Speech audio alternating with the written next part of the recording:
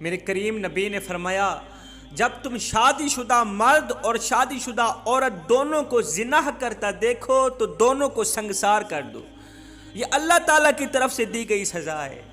میرے کریم نبی نے فرمایا جب ایک شادی شدہ مرد اور عورت دونوں زنا کرتے ہیں نا تو ساتوں آسمان اور ساتوں زمینیں ان دونوں پر لعنت کرتی ہیں۔ میرے کریم نبی فرماتے ہیں جس طرح شراب پینے والا شراب پیتے وقت مومن نہیں رہتا، فرماتے ہیں جس طرح چوری کرنے والا چوری کرتے وقت مومن نہیں رہتا، سیم اسی طرح زنا کرنے والا بھی زنا کرتے وقت مومن نہیں رہتا۔ اے نوجوان، زندگی میں کبھی بھول کر کے بھی کسی کی بہن یا بیٹی کی عزت کا دشمن نہ بننا، کسی کی بہن یا بیٹی کی عزت کا دشمن نہ بننا۔ قسم خدا کی اس وقت تک مرے گا نہیں جب تک اپنی ان دونوں آنکھوں سے اپنی بہن یا بیٹی کی عزت کو خاک میں ملتا نہیں دیکھے گا، اس وقت تک مرے گا نہیں۔ ایک شخص ایک عورت کو اس کی مرضی سے اس کے گھر سے بھگا کر لے گیا، سفر طے کرنے کی غرض سے اس عورت کے کہنے پر انہی کے گھر سے ایک گھوڑی بھی لے گیا۔ گھوڑی بھاگتی چلی جا رہی ہے، سفر طے ہو رہا ہے، عورت ساتھ میں ہے۔ آگے ایک ندی آئی، بجائے ندی پار کرنے کے گھوڑی پانی کے اندر بیٹھ گئی۔ ندی آئی نا پانی کی، بجائے پار کرنے کے گزرنے کے وہ گھوڑی پانی کے اندر بیٹھ گئی۔ یہ شخص حیران ہوا، عورت سے پوچھنے لگا کہ آپ کی گھوڑی پانی میں کیوں بیٹھ گئی ہے؟ اس عورت نے کہا اس گھوڑی کی ماں بھی بیٹھ جایا کرتی تھی، یہ گھوڑی پانی میں اس لیے بیٹھی ہے کہ اس گھوڑی کی ماں بھی بیٹھ جایا کرتی تھی۔ یہ سن کر اس شخص نے بڑی ہی عقل مندی سے فیصلہ لیتے ہوئے اس عورت کو گھوڑی سمیت اس کے گھر واپس چھوڑ کر آیا، یہ کہتے ہوئے چھوڑ کر آیا کہ میں نہیں چاہتا کہ کل میری بیٹی بھی آپ کی طرح ہو، میں نہیں چاہتا کل تیری بیٹی بھی تجھے دکھ دے، تکلیف دے، تجھے چھوڑ کر کسی اور کے پیچھے بھاگ جائے، میں ہرگز نہیں چاہتا، اس لیے کہ جیسا کرو گے ویسا بھرو گے۔ جس طرح تو بھاگ کے جا رہی ہے، والدین کی عزت کی دھچیاں اڑاتے ہوئے جا رہی ہے، میں نہیں چاہتا کل میری بیٹی بھی میری عزت کو خاک میں ملا دے۔ جوانوں، زنا ایک قرض ہے، اس وقت تک مرو گے نہیں جب تک اپنی بہن یا بیٹی کو اس دلدل میں پھنستے ہوئے نہیں دیکھو گے۔ میرے کریم نبی کے پاس ایک شخص آیا، کہنے لگا آقا مجھے زنا کرنے کی اجازت دیجیے، زنا کرنے کی اجازت دیجیے۔ دیگر صحابہ بیٹھے ہوئے تھے، صحابہ نے اسے ڈانٹنا شروع کر دیا، آنکھیں دکھانا شروع کر دیا، کس طرح کی باتیں کر رہا ہے۔ میرے کریم نبی نے فرمایا اس کو آگے آنے دو۔ وہ نوجوان آگے گیا، میرے کریم نبی کے ساتھ بیٹھ گیا۔ میرے کریم نبی نے فرمایا اب بولو کیا کہنا چاہتے ہو؟ کہا آقا مجھے زنا کرنے کی اجازت دیجیے۔ میرے نبی نے فرمایا اچھا یہ بتا کہ تیری ماں زندہ ہے؟ آقا زندہ ہے۔ تیری بہن بھی ہے؟ آقا بہن بھی ہے۔ اچھا یہ بتا کہ تو اپنی ماں کے حق میں بدکاری برداشت کرے گا؟ کہا آقا بالکل نہیں کروں گا۔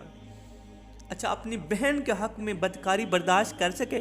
آقا ہرگز نہیں کروں گا، کوئی میری بہن کے ساتھ بدکاری کر کے دیکھو تو صحیح، سر تن سے جدا کر دوں گا۔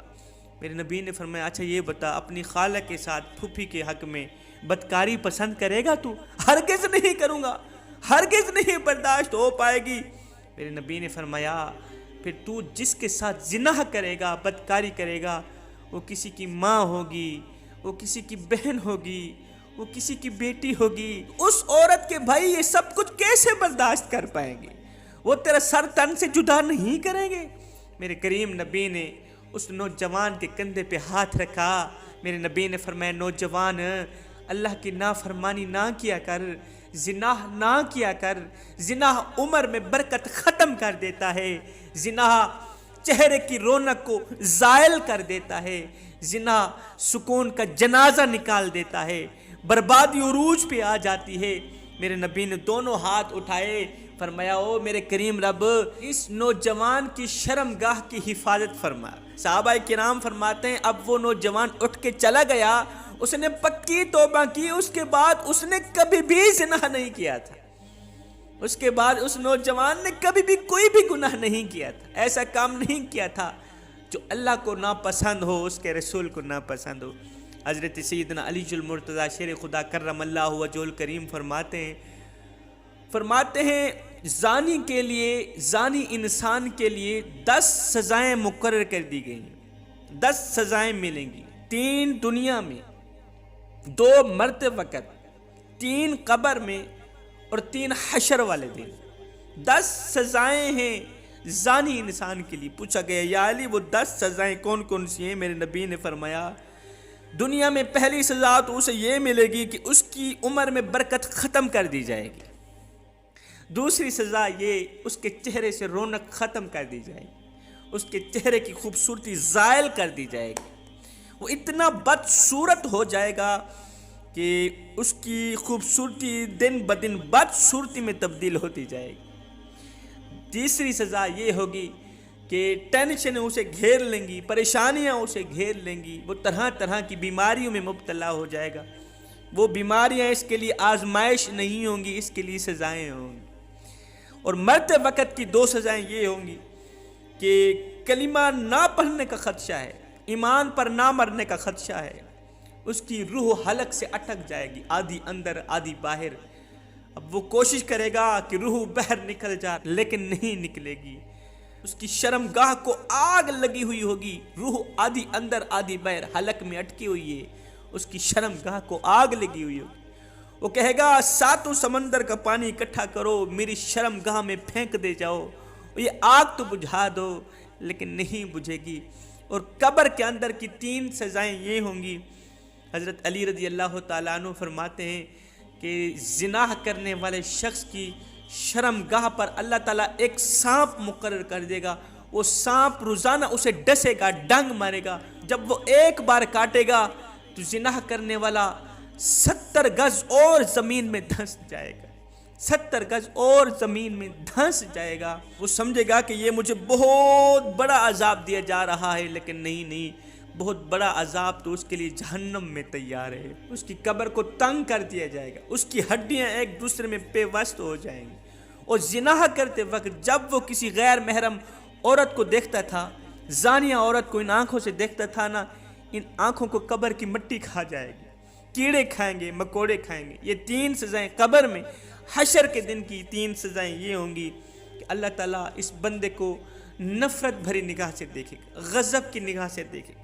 دوسری سزا جہنم کے تمام دروازے کھلے ہوئے ہوں گے اور جہنم میں بھڑکتی ہوئی آگ بھی اپنی آنکھوں سے دیکھ رہا ہوگا۔ تیسری سزا اسے یہ ملے گی کہ جہنم میں اس کی شرمگاہ سے اتنی بدبو پھیلے گی، اتنی بدبو پھیلے گی کہ اہل جہنم بھی پریشان ہو جائیں گے۔ جوانو خدا را اس مرض سے بچ جاؤ، اس بیماری سے بچ جاؤ، یہ مرض، یہ بیماری، یہ بری عادت تمہیں جہنم میں نہ لے کے چلی جائے۔